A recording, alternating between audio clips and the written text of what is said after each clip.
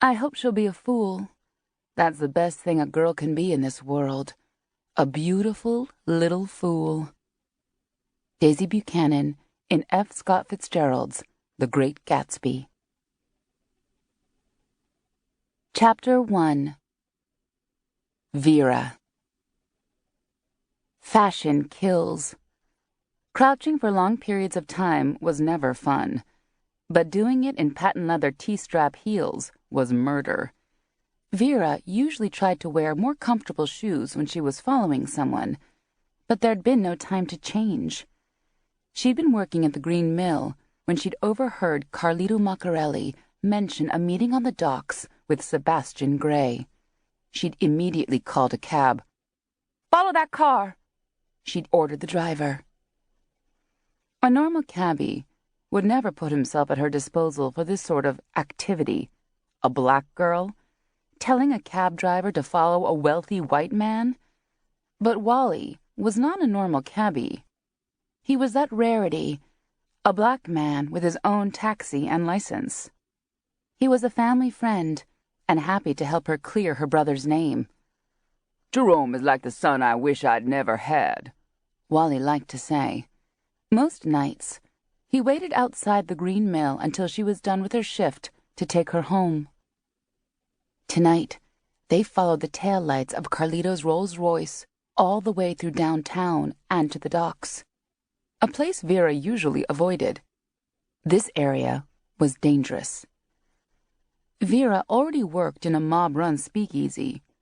She didn't need the added threat of being around when the gangsters unloaded the hooch. She asked Wally to let her out a block behind where Carlito parked the Rolls in the vacant lot. The hulking shadows of ships loomed to the east, but here the docks were still and silent. Vera edged close to the Rolls, dodging from shadow to shadow, until at last she found a hiding place behind a stack of tied-up crates. Already there was Bastian Gray. She could see his smug features as he lit a butt from his silver cigarette case. He ambled out on the pier and stood smoking, staring out at the water. She was sweltering on this warm summer night, thanks to her black knee-length trench coat, but Bastian looked at ease in the heat, irritatingly handsome in a brown suit, his cheeks freshly shaven, his dark hair slicked back and parted. He was a looker. That much Vera couldn't deny. "What do you want?" Carlito called out as he walked up, the lights from the pier warehouse catching his gray pinstripe suit and black fedora. Carlito was her boss, and had once employed her brother, Jerome, as the piano player at the Green Mill. But then Carlito and Tony Pacelli, one of his goons, had tried to kill Jerome, and Gloria, Bastian's high society fiancée, had shot Tony dead. And then Gloria and Vera's brother had to flee Chicago to save their lives. And it was all Vera's fault. Vera had been the one feeding Bastian information about Jerome and Gloria.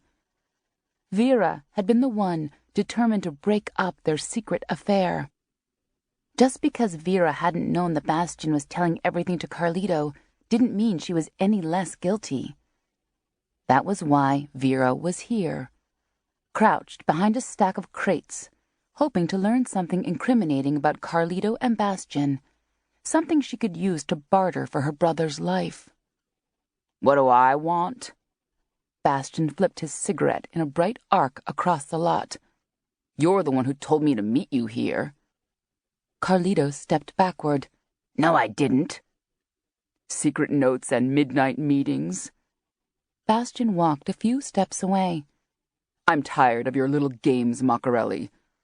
Only a young man, as despicable as Bastian Gray, could work with mobsters and show a proud distaste for them at the same time. "This isn't a game," Carlito said, casting a quick glance over his shoulder. "And I didn't send you a note. That means someone else did." "Don't be absurd," Bastian said, lighting another cigarette. "Why would anyone go to the trouble of dragging us out here?" Vera was leaning forward to hear better when she felt a hand crawl over her mouth. "What are you playing at?" a woman's voice whispered. She wanted to struggle against the stranger's hold, but she couldn't give herself away. She felt herself being turned around to face her attacker. Vera stared into the eyes of Maud Courtenay, Carlito's Moll. When Maud had been a flapper, she'd barely paid attention to anyone outside her glamorous inner circle. Since she'd gotten with Carlito, she stuck to his side and spoke only when she was spoken to.